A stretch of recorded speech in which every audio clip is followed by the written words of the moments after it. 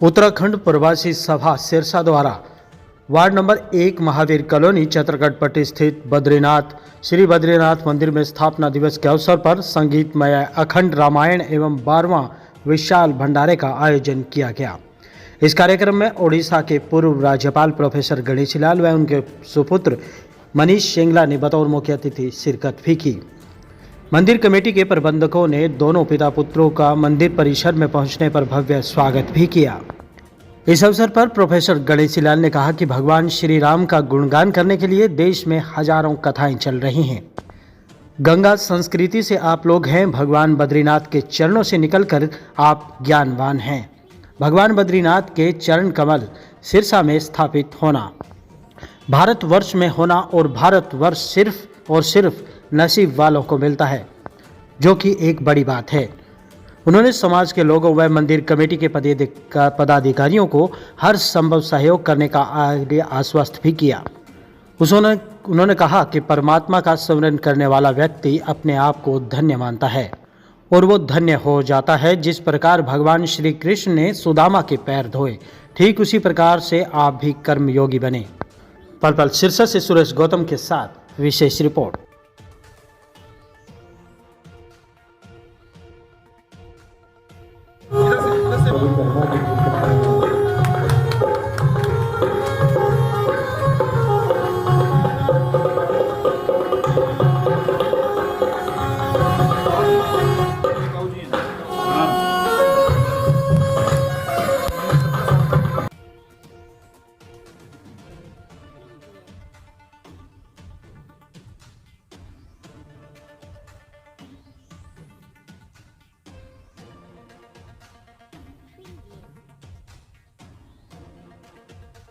अभी हम 18 तारीख को 18 अक्टूबर को रामलला के दर्शन करने के लिए 55 लोग गए थे।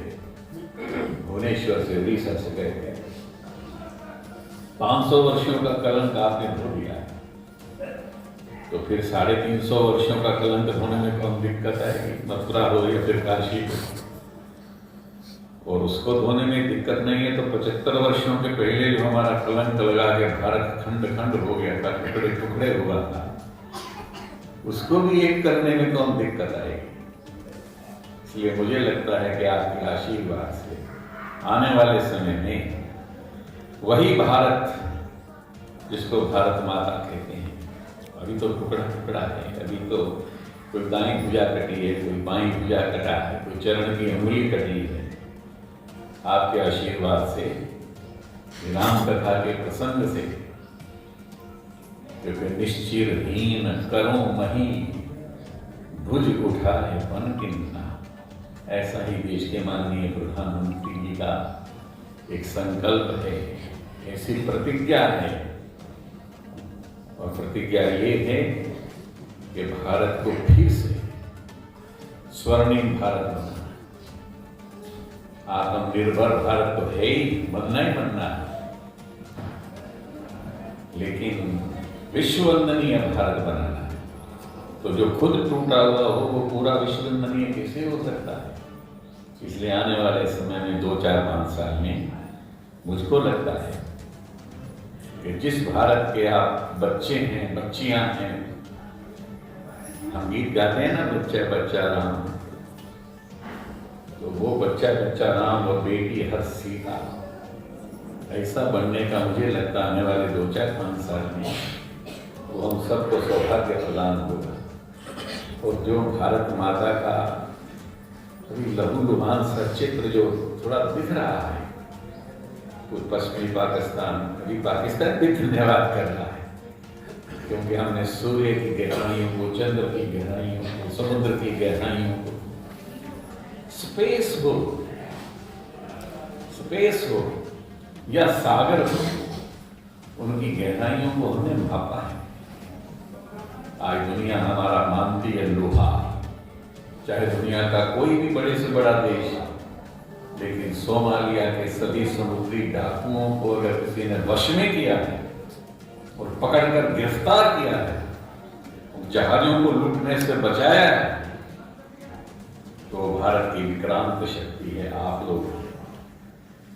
तो इसलिए आप सब लोग माताएं बहनी, हमको बहुत बहुत आनंद है, बहुत बहुत खुशी है कि दिवंगत आत्माओं का परमात्मा के साथ मिलन हो जाए, उनका विवाह हो जाए, प्रेमी और प्रेमिका एक हो जाएं। मेरा कहने का अर्थ है कि भगवान की हम प्रेमिकाएं हैं और भगवान को भी अपनी प्रेमिका बनाने का ये जो राम कथा चल रही है, इसके माध्यम से हम एक हों। मैं आपको इसके ऊपर कोटि कोटि बधाई देता हूँ, आपका आभार व्यक्त करता हूँ। हम जैसे आप जैसे सामान्य कार्यकर्ताओं के मनीष की माता जी के निमित्त आपने ये सब प्रयास किया है। मुझे स्मरण आ रहा है, आनंद से याद दिला रहे थे, कृष्ण बेदी को हम लेकर आए थे बहुत पहले। उस समय छोटा मोटा ये प्रोजेक्ट बना है जिसमें आप लोग प्रेम से बैठे हैं, आपके भजन का, कीर्तन का, सोचने का, विचार करने का, मनन करने का, ध्यान करने का। प्रार्थना जब हम करते हैं बद्रीनाथ से तो हम बात करते हैं बद्रीनाथ से, पर जब आप यहाँ ध्यान में बैठते हैं तो फिर बद्रीनाथ आपसे बात करते हैं। प्रार्थना और ध्यान में इतना ही अंतर है। प्रार्थना हम करते हैं, जब ध्यान में आप बैठते हैं तो फिर बद्रीनाथ आपसे बात करते हैं। तो आप इस मंडप धन्य हो जाता है। आपके यहाँ श्री चरणों में उपस्थित होकर अपने आप को धन्य मान रहा हूं, अपने आप को सौभाग्यशाली मान रहा हूं।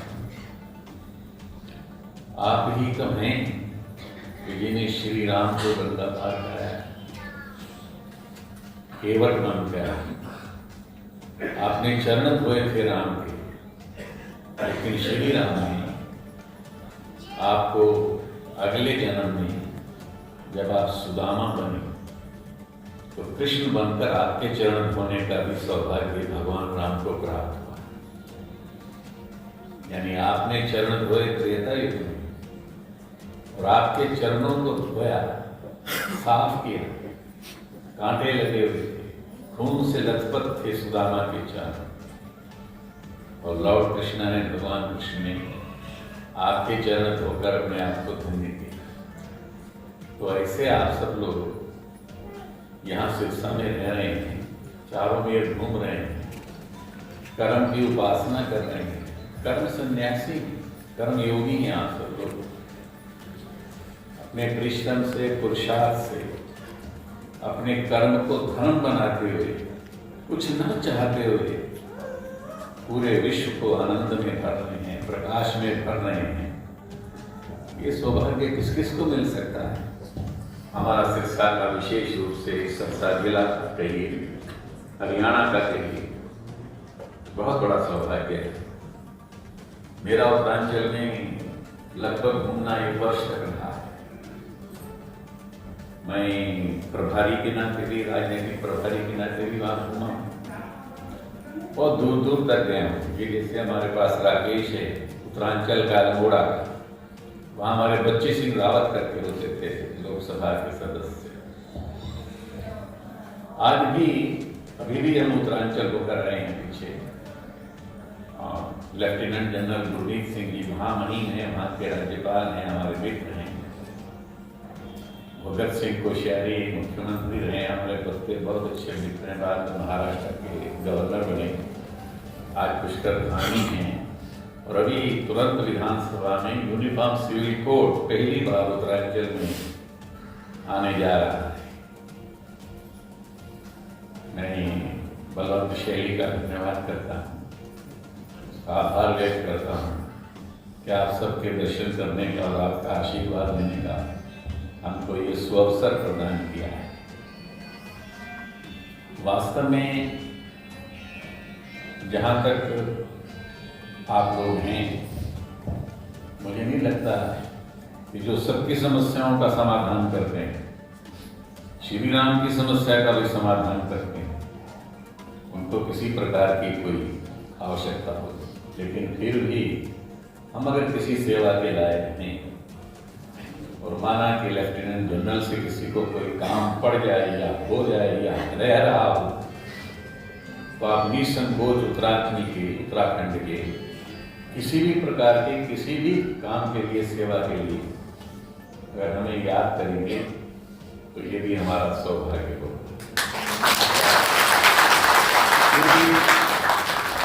इस बस्ती को और सुंदर बनाने के लिए और अच्छा बनाने के लिए जिस प्रकार का आप हमें आदेश करेंगे हरियाणा सरकार से, मनोहर लाल जी की सरकार से, या देश की केंद्र सरकार से, या उत्तरांचल की सरकार से, तो हम आपकी आदेश को अपनी तरफ से प्रार्थना बनाकर केंद्र को, उत्तरांचल को, हरियाणा को भेजने में कोई संकोच नहीं करेंगे।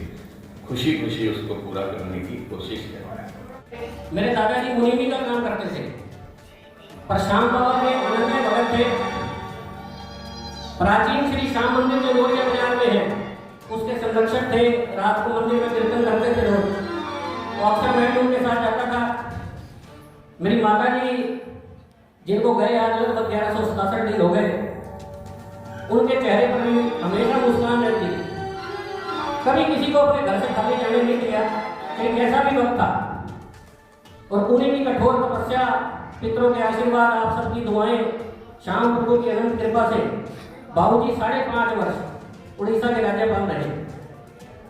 1 वर्ष में जब हम यहाँ आए, बाबूजी उस समय राज्यपाल थे। तो आज 1 वर्ष के बाद फिर आप सबने जो यहाँ बुलाया, मैं आपका फिर से धन्यवाद करता हूँ। इतना बड़ा मान सम्मान एक श्याम भगत सिरसा के आपके सबके बीच में रहने वाले को मिला, जो राज्यपाल के पद तक गिने चुने हरियाणा में आज तक कोई 2 या 4 लोग बने होंगे। सिरसा से कोई नहीं है, हमारे समाज से तो कोई भी नहीं बना।